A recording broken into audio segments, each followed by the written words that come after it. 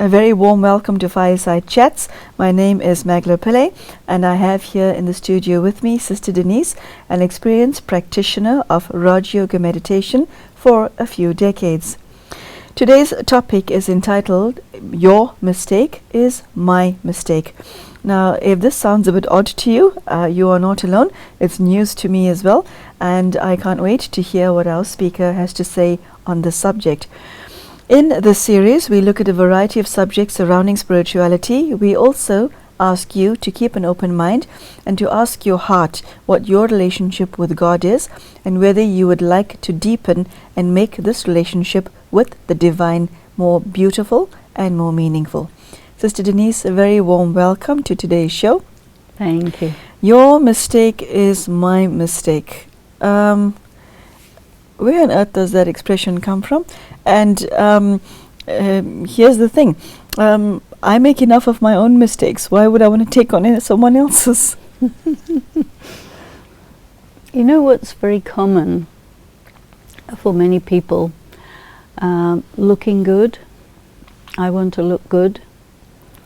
And so what that does, and many people have this, is it makes a person want to diminish, minimize, or completely hide, or maybe even deny whenever they make a mistake. Conversely, if somebody else makes a mistake, they'll pounce on it. You look bad, I'm good, you're bad. It's a kind of exaggeration of the comparison of I'm okay, you're not okay. And because this is so widespread and very common, it has been felt quite worthwhile to look at this and make people realize that, you know, this mistake that this other person did, it could just as easily have been you, just as easily. So if you say to yourself, well, that mistake that I'm having the sanskar, the feeling, the tendency to highlight so that I look good, instead of doing that, tell yourself that is my mistake. Now, if that had actually been my mistake, would I be highlighting it like that? Or would I be, diminishing it as I would if it really were my mistake? Mm-hmm. Many people, they find it very hard to admit their mistakes.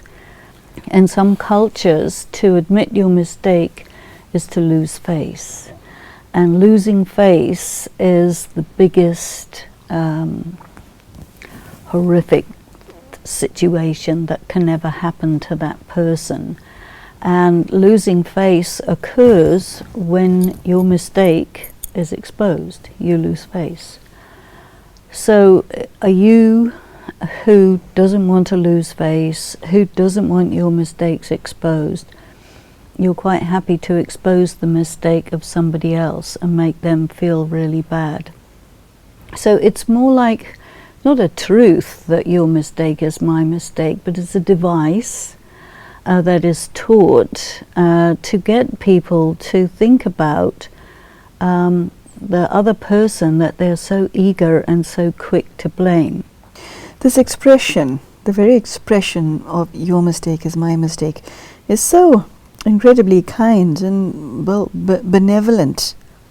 And very few people are that kind and that benevolent, because, you have enough of your own mistakes that you're struggling to deal with, whether you hide from them or not.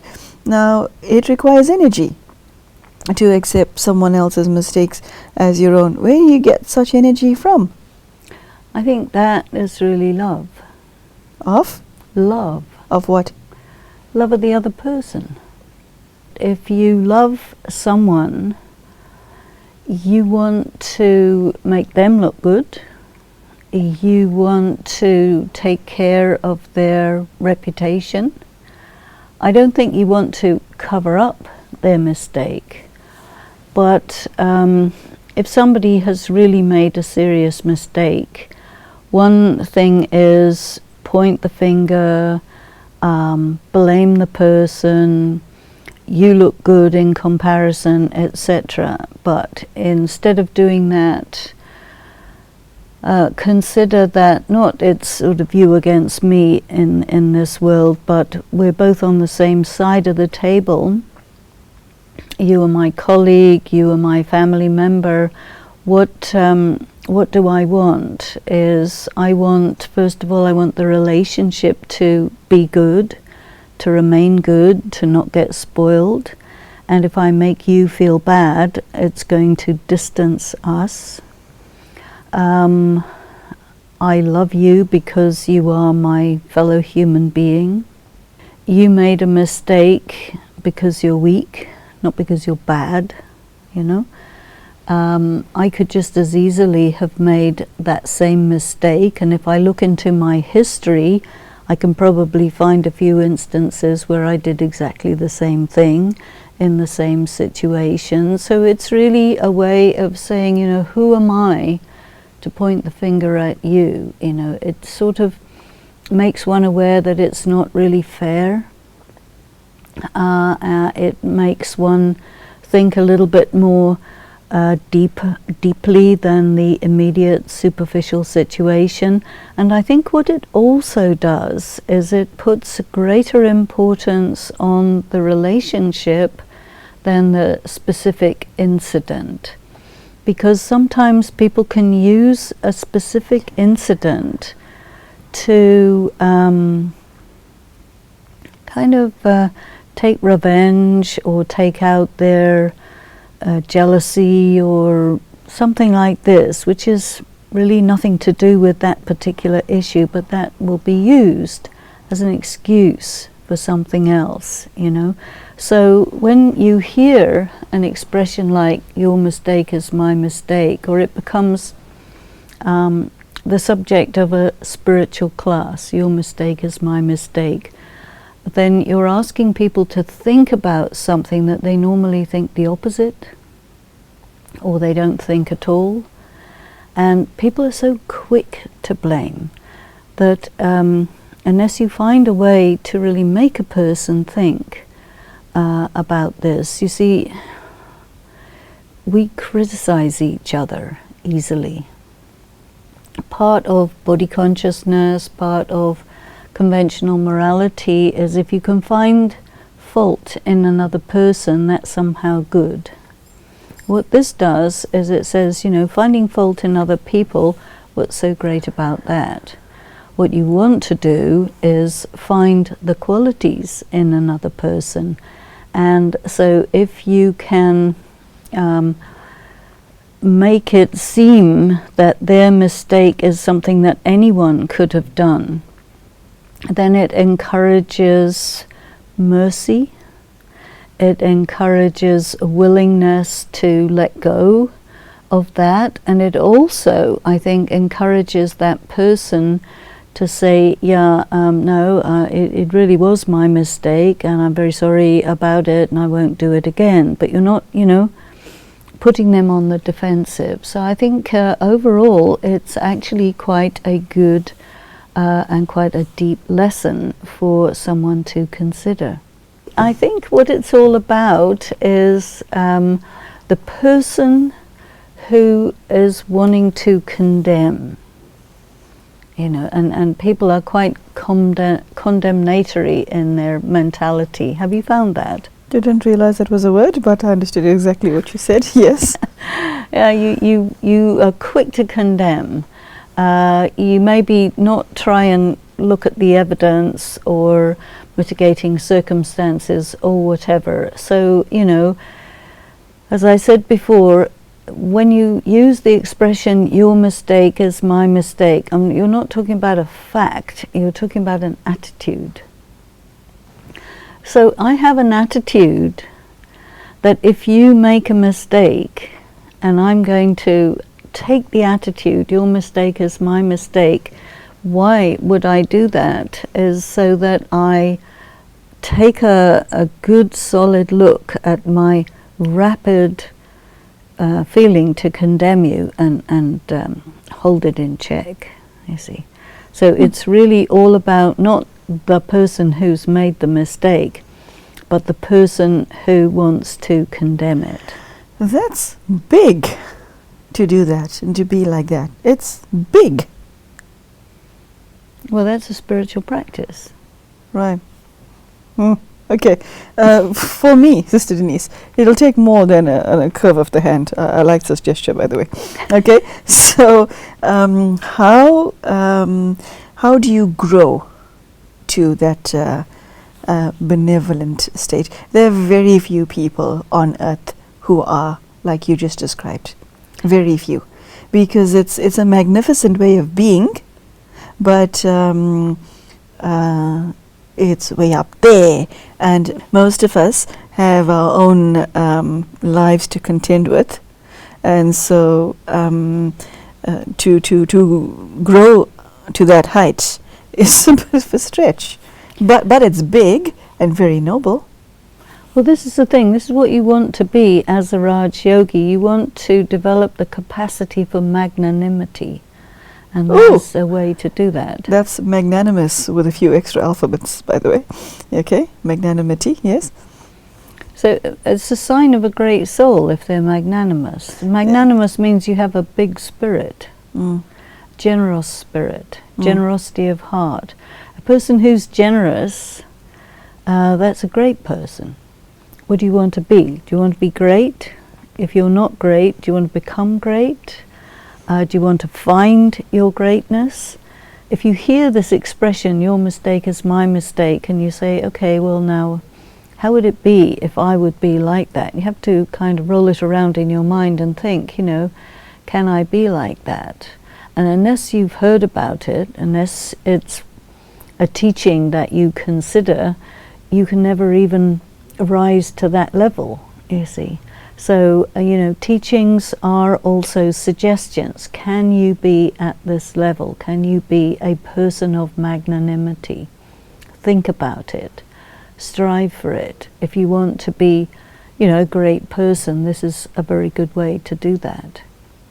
And there are going to be moments in your experience of life where somebody does make a mistake which you could easily condemn and condemn them out of sight, but if you instead of that do an act of magnanimity, that goes a very, very long way to make the world a better place. So that is, I think, an important thing to consider.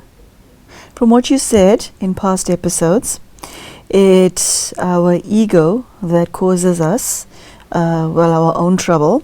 It's also our ego that causes us, or gives us the feeling of being entitled to judge our fellow human beings. Yeah. Okay? And you are saying in this context that it doesn't serve you to be so. Okay? How do you neutralize your ego? Say you want to grow to this level that you just described. How do you neutralize your ego within this context? Perhaps it's a process, and you will decide, okay, what I'm going to do for the next couple of years is practice this. Your mistake is my mistake. Give yourself a long period of time. And there'll be moments every few days, every few weeks where it comes up. And then you have an opportunity to see how your skill is in responding in a way of magnanimity rather than being someone who just condemns, someone who just judges, because to condemn, to judge is a kind of hatred, and to be magnanimous is a kind of love. So what do you want to be? Do you want to hate, or do you want to love? So if you want to practice this over a long period of time, it will make you come in front of yourself as am I loving, or do I rather hate? And you have to judge yourself which is much more useful in the long term than judging somebody else. Sure. That's bigger than what you said earlier. Okay, so Sister Denise, I've heard within spiritual circles this expression that that you can't find something in another human being until you have some percentage of it in yourself. Yeah. Well, they say that, and it may well be true. The journey of becoming this person that doesn't condemn his fellow human beings and is not too harsh in his assessment of his the mistakes of his brothers and sisters. Once you become that, or will you be happier? Will you be more noble? What's in it for you? The non-condemner, the non-judger.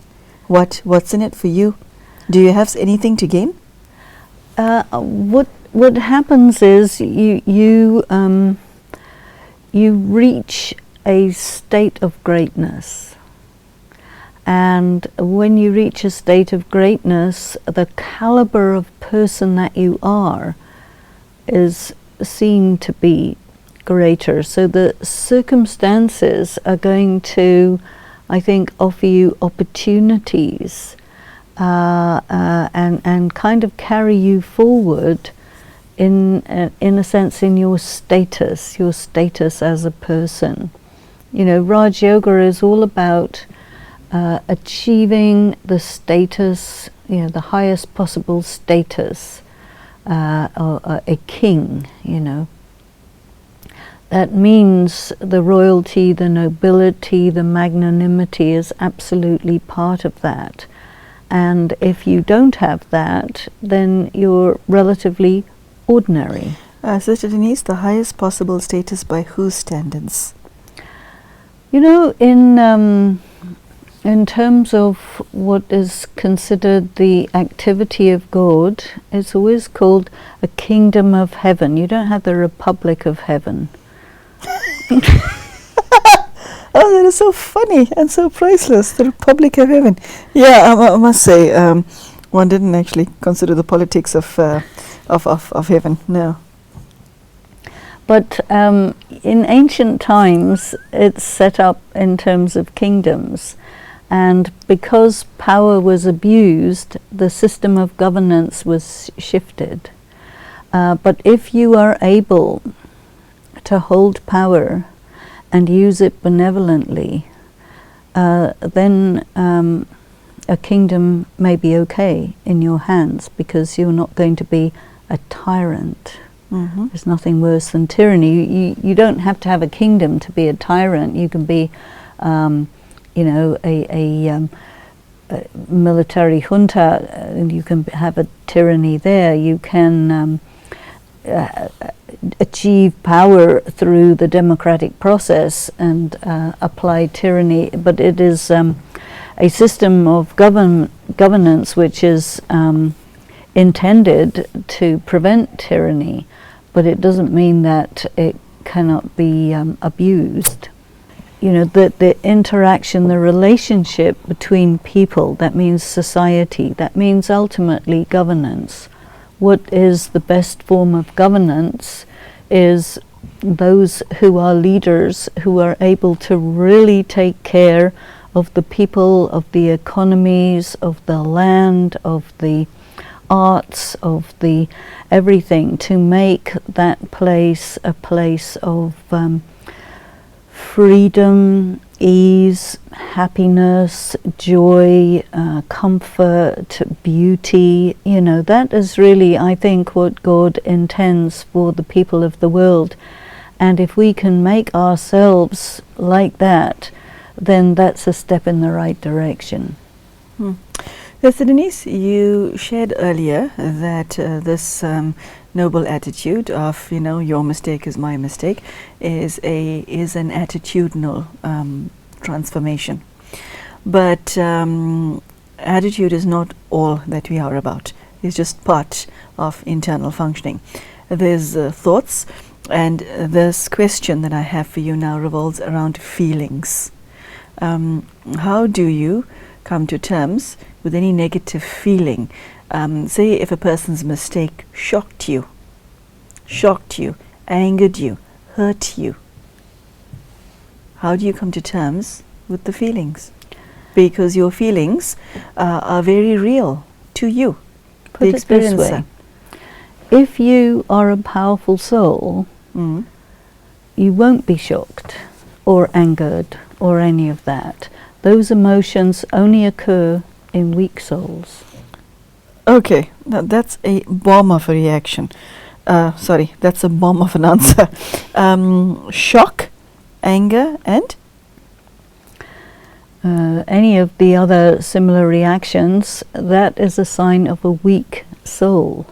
If you are a powerful soul, you'll be able to manage it without getting shocked, angered, or whatever. You'll be able to process the information that you're getting. So, in this context, what you were saying is, a yogi is here and their feelings are here. So before you feel your no, you're not saying that. No. You're not. What are you saying? What you're saying is feelings are real. Yes. And what I'm saying is feelings are dependent on how strong or weak you are. Whether you're strong or weak, you still have feelings.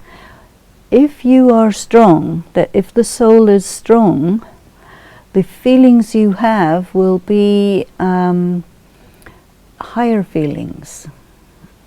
Okay. Right?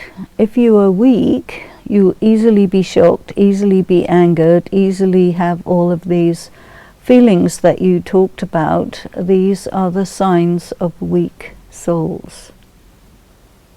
Okay, so part and parcel of your spiritual quest is to make the soul strong. Yes. Okay, so apart from being an attitudinal change, you want to bring your feelings to a level that's more noble. And no, okay. It's not that your feelings are not things in and of themselves. Your feelings are indicators of whether you're strong or weak. So you can use your reaction to anything or anyone to gauge where you're at. Yes. Exactly. If I make the decision to not be so condemning of my fellow man, and if I see somebody committing a incy-wincy little transgression and find myself starting to judge them, how do I intervene to stop myself from going down that path? Tell me your thought processes. Okay, you see somebody doing something wrong. It activates your condemning sanskara. Yeah, your reactionary traits. Yes, your condemning sanskar. So then in your intellect is where you keep this thought, your mistake is my mistake. So you have to activate that and say, self, you're ready to condemn this person, but that could easily be you in the same circumstances, so don't be so fast to condemn. You have to bring yourself back from that. So your self-talk has got to be powerful, Yes. more powerful than your reaction. I see. And then this will be a continual journey every time someone makes a mistake. Sister Denise, the law of karma, explain how that comes into play here. It must fit in somewhere. The law of karma is that when you restrain yourself from doing something wrong, that is a very positive karma. Okay. Much more positive than, you think, this person is bad, so I'm condemning this person. You think that's a good karma. That's not a good karma. What is the return of that as far as your karma is concerned, of not condemning? That you are going to be rewarded by a greater ease of achieving the stage of magnanimity. Okay. Okay. Okay, Sister Denise, we have to say goodbye to you right now. Sister Denise has shared how benevolent it is. Well, benevolent was my word. She used the word magnanimous a few times. But if you find yourself in the position one day, it could be today or it could be tomorrow, where you're pointing a finger at somebody and looking at their mistake, ask yourself, this is the message from Sister Denise, ask yourself whether it could have been a mistake that you could have committed. And if so, you can teach yourself not to, if that's the person that you would like to become. And Sister Denise has shared that it is a very noble endeavor, and this is the personality that God wants us to have. And I do agree, the world will be a much better place if more people were less condemning of the errors of others. So with these thoughts, I would say goodbye to you, and I hope to see you soon. Thank you for joining us, and good day to you.